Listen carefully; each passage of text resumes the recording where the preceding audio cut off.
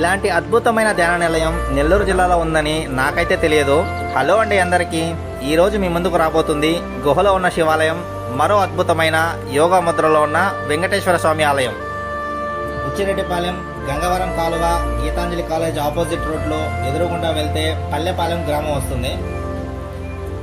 ఈ గ్రామంలో సాయి తపోవనం ధ్యాన మందిరం, ఇంత అద్భుతమైన ధ్యాన కేంద్రం ఉందని, చుట్టూ పచ్చని పొలాలు, టెంకాయ చెట్ల మధ్య ఈ ఆలయం ఉంటుంది. ఈ ఆలయంలో అద్భుతమైన విగ్రహాలు, కృష్ణుడి విగ్రహం, శ్రీరాముడు, సీతామాత, ఎదురుగా లక్ష్మణుడు, పోతులూరి వీరబ్రహ్మం గారు, శివయ్య, ఇలా ఎన్నో అద్భుతమైన విగ్రహాలు చూడవచ్చు.